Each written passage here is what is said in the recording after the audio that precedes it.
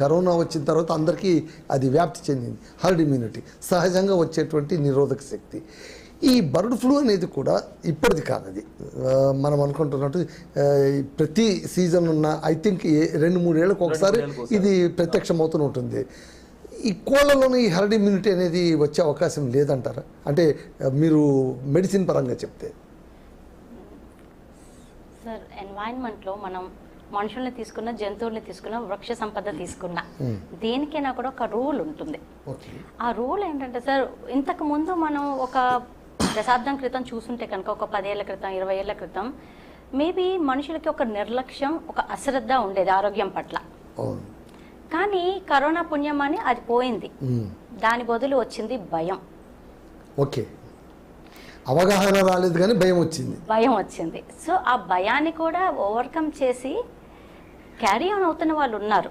కానీ ఇక్కడ మనం గమనించాల్సిన ఫ్యాక్టర్ ఏంటంటే, ఇప్పుడు మీరు యుఎస్ న్యూస్ చూస్తూ ఉన్నారు. బై బర్త్ సిటిజన్షిప్ రద్దు చేస్తాం అన్న వెంటనే number of Indian couples who went for premature deliveries అవును మేడం, మంచి ఎగ్జాంపుల్ ఎంత పెరిగిపోయింది అంటే, మనం ఇక్కడ గమనించాల్సిన మన స్వార్థం కోసం we are doing all this. ఇక్కడ చికెన్స్ ని 90 రోజులు పెరగాల్సిన చికెన్స్ ని 60 రోజుల్లోనే తీసుకొచ్చేస్తున్నారు, 45 రోజుల్లో. మనిషికే దిక్కు లేకుండా ఉన్న ప్రపంచంలో ఉన్నాం మనం ఇప్పుడు. సో కోళ్ళని ఎవరు సార్ పట్టించుకునేది? సో అదే నిజమైతే రియల్లీ ట్రాజెడీ కదండి. ఆఫ్ కోర్స్ మెడికల్ స్టాఫ్ దానికి ఒప్పుకోరు, మెడికల్ ఫ్రెటర్నిటీస్ అగెనిస్ట్, బట్ జనాల ఆతృత, సో ఆ భయం, అశ్రద్ధ నుంచి లాలస అండ్ మనకి ఏది కావాలి అన్న దాన్ని ఛేదించటానికి సరైన మార్గంలో నడవకపోవటం వీటన్నిటికీ కారణం. సో మనం ఇన్నేట్ ఇమ్యూనిటీ కోళ్ళకు ఉందంటే పాపం వాటిని న్యాచురల్గా బతకనిచ్చి, న్యాచురల్ ఎన్వైరన్మెంట్లో వాటికి ఉంటుంది సహజంగా, ప్రతి ప్రాణికి ఉంటుంది. ఎందుకంటే ఇప్పుడు ఒక చిన్న బాబుని తీసుకోండి, చిన్నప్పటి నుంచి మట్టిలో ఆడుకొని వర్షంలో తడిసిన పిల్లోడికి జ్వరాలు రావు. ఎవరైతే వీటన్నిటికీ దూరంగా గదుల్లో, డబ్బాల్లో అనాలేమో ప్రాబబ్లీ, ఎందుకంటే ఒక కార్ ఒక బాక్స్, ఇల్లు ఒక బాక్స్, ఆఫీస్ ఒక box, we are living in the boxes. ఒకప్పుడు మనిషి చనిపోయాక బాక్స్ లో పెట్టేవాళ్ళు, ఇప్పుడు మనం బతుకుతున్నప్పుడు కూడా బాక్సుల్లోనే ఉంటున్నాం. ఇలాంటి పరిస్థితుల్లో ఎగ్జాక్ట్లీ ఇలాంటి పరిస్థితుల్లో ఎవరికి కూడా న్యాచురల్ ఇమ్యూనిటీ రావడం అనేది ఇంపాసిబుల్. సో కుదరదు సార్. దానికి మనం ఒక సోషల్ రెస్పాన్సిబిలిటీ తీసుకొని, సో పాలసీ మేకర్స్ దగ్గర నుంచి అవేర్నెస్ లెవెల్స్ క్రియేట్ చేస్తూ ఈ స్మాల్ స్కేల్ ఫార్మర్స్కి, స్మాల్ స్కేల్ ఫార్మ్ హోల్డర్స్కి మనం ఎంకరేజ్మెంట్ కనుక ఇస్తే అవి డెవలప్ అవడానికి అవకాశం ఉంటుంది 100%. ఓకే, సో ఇప్పుడు అంటే ఇప్పుడు నా ప్రశ్న ఒకటే మేడం, ఇప్పుడు వీటికి అంటే అసలు ఈ బర్డ్ ఫ్లూ రావడానికి ఏం కారణమై ఉండొచ్చు? అంటే ఒక్కొక్క వైరస్కు ఒక్కొక్క పుట్టుక, ఒక లక్షణం, ఒక వ్యాప్తి అనేది ఖచ్చితంగా ఉంటుంది. అవి ఉన్నట్టుండి ఆకాశాన్ని ఊడిపడవు. కొద్ది రోజుల పాటు ఎక్కడో నిగూఢంగా దాగి ఉండి మీరు అన్నట్టు తర్వాత ట్రేస్ అవుట్ అవుతాయి. ఈ బర్డ్ ఫ్లూ అనేటువంటిది వైరస్ ఎలా ట్రేస్ అవుట్ అయ్యే అవకాశం ఉందంటారు? అంటే మీరు డయాగ్నోస్టిక్స్ అంటున్నారు, అది ఎగ్జాక్ట్లీ నేను చెప్పలేకపోవచ్చండి. బట్ మనం ఎందుకు వస్తుంది, ఎవరికి వస్తుంది అన్న పరిస్థితి కనుక గమనిస్తే కనుక ఎన్వైరన్మెంటల్ ఫ్యాక్టర్స్ ఆర్ మెయిన్ అండి.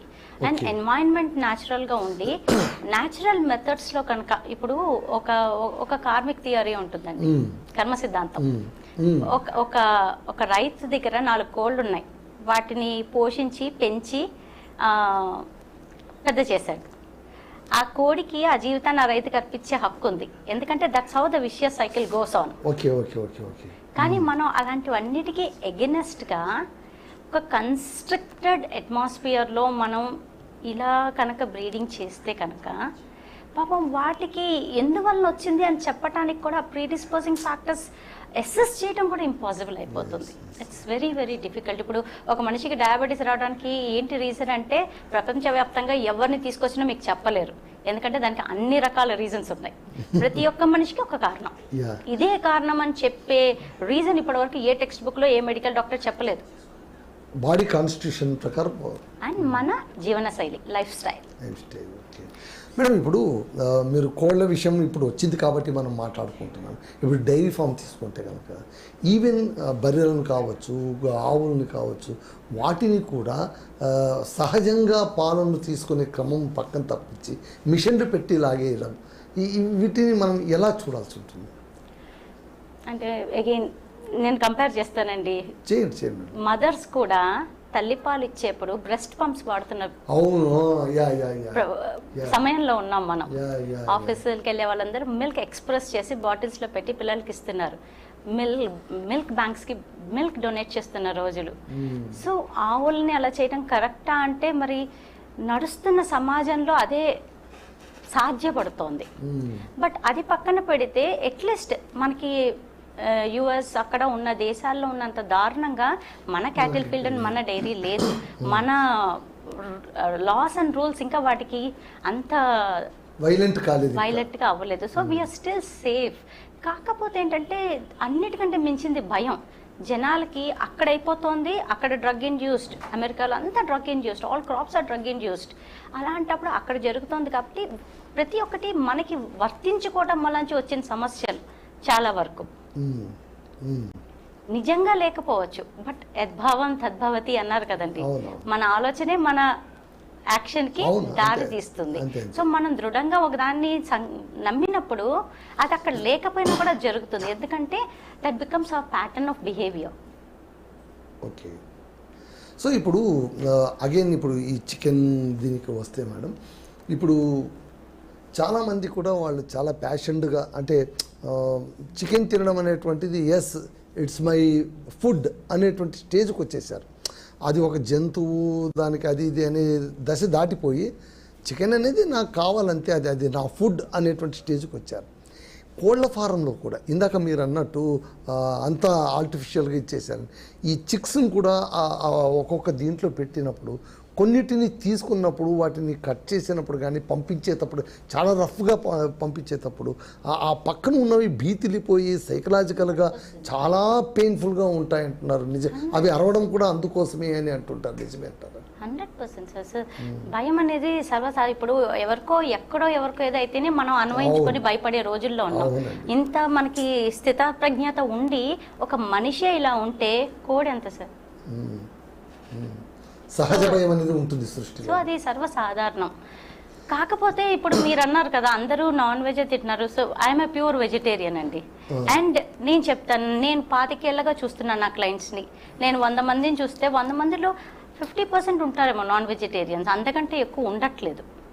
మేబీ ద పిక్చర్స్ మనం అనుకునేది ఒకటి, యాక్చువల్గా రియాలిటీ అనేది కొంచెం దానికి భిన్నంగా ఉండటం కూడా ఒకటి మనం గమనించాల్సిన ఫ్యాక్ట్. మారిపోతుంది ప్యాటర్న్ అంటారా మీరు? అంటే సాధారణంగా అయితే కనుక మేము ఏ గ్యాదరింగ్లో చూసుకున్నా కూడా, బహుశా నేను పుట్టినప్పటి నుంచి నేను చూస్తాను, ఐఎమ్ ఆల్సో వెజిటేరియన్, బట్ మీరు ఎక్కడ వెళ్ళినా కూడా 10 మెంబర్స్ గ్యాదర్ అయితే ఖచ్చితంగా 8 మెంబర్స్ నాన్ వెజిటేరియన్స్ ఉంటారు. 100% ఖచ్చితంగా. That is to proportion sir. అది రిలేటివ్లీ ప్రపోర్షనేట్లీ. అంటే నేను తప్ప ఒప్ప అనే చర్చ కాదు ఇక్కడ. అంటే తినేటువంటి వాళ్ళ సంఖ్య ఎక్కువ ఉండడం వల్ల ఇంత పెద్ద ఇండస్ట్రీ వచ్చింది. అసలు తినేవాళ్ళ సంఖ్య పెరగడం వల్లనే అసలు ఈ కోళ్ళ ఫామ్ అనేది రావడం కావచ్చు, ఇదొక వ్యాపారంగా మారడం, ఇదొక లాభసాటి వ్యాపారంగా మారడం, ఇన్ని చికెన్ సెంటర్లు ఓపెన్ కావడం, ఇవన్నీ కూడా తినేవాళ్ళు ఉంటేనే, ఏదైనా వ్యాపారం తీసుకునే వాళ్ళు ఉంటేనే నడుస్తుంది, లేకుంటే నడవదు కదా. సో అది నిజమే సార్, జరుగుతోంది. విరివిగా తింటున్నారు, దానికే ఒక కంట్రోల్ లేదు. ఎందుకంటే ఎప్పుడు కంట్రోల్ వస్తుంది? ఏ బీపీఓ షుగరో వచ్చి డాక్టర్ దగ్గరికి వెళ్ళి బరువు తగ్గండి అని చెప్పినప్పుడు, లేదు మీరు ఇంకా మీకు బ్లాక్స్ ఉన్నాయి మీరు మానేయండో అని చెప్పినప్పుడు, ఏదో అడ్డంకి వచ్చినప్పుడు వాళ్ళు రియలైజ్ అయ్యి మానేయటమే తప్ప మనుషుల్లో సహజంగా ఆరోగ్యం పట్ల ఒక అవగాహన అనేది లేదు. మనకి ఇన్ఫర్మేషన్ ఉంది, విరివిగా ఉంది ఇన్ఫర్మేషన్, కానీ ఎవరికి ఏ ఇన్ఫర్మేషన్ కావాలి, ఎవరికి ఏది ఉపయోగపడుతుంది, వాళ్ళకి ఏది అనుగుణంగా ఉంటుంది అనే ఇన్ఫర్మేషన్ ప్రజల వరకు చేరటం లేదు. సో ఇప్పుడు సమస్య వచ్చినప్పుడు డాక్టర్ దగ్గరికి వెళ్ళి దాన్ని నివారించుకొని మెడిసిన్ వేసుకొని తగ్గించుకోవటమే తప్ప అసలు మనం ఆ స్థితి వరకు వెళ్లకుండా మన ఆరోగ్యాన్ని పెంపొందించుకోవాలి. రోగం రాకుండా ఉండటం వేరు, ఆరోగ్యాన్ని పెంపొందించుకోవడం వేరు. ఎంతమంది ఆరోగ్యం పట్ల అవగాహన ఉండి ఆరోగ్యం పెంచుకోవాలని అనుకుంటున్నారు? సో మనం మనుషుల పట్ల పెంచాల్సిన అవేర్నెస్ అది. సమస్య వచ్చాక డీల్ చేస్తాం, ఇట్స్ టూ లేట్. మన కరోనా లాగానే మనిషికి ఊపిరి పీల్చుకునే శక్తి ఎప్పుడు రియలైజ్ అయ్యారు సార్? ఆక్సిజన్ సిలిండర్లు లేకుండా, వెంటిలేటర్స్ లేనప్పుడు అయ్యో ఊపిరి పీల్చుకోవడం చాలా ఇంపార్టెంట్ అనుకున్నారు, మళ్ళీ మర్చిపోయారు. మన చేతిలో ఉన్న పనే గాలి పీల్చుకోవడం, మనం ఎందుకు పీల్చుకోం? కొన్నిసార్లు మర్చిపోతుంటాం మనం. సో ఇది బ్రీత్ ఆల్సో. అన్నిటికీ కారణం మన జీవన శైలి, the way of living. Okay so sir, Manohar గారు సార్ చెప్పండి సార్, ఏంటైనా ఈ పిక్చర్ని ఒక వీగనిస్ట్గా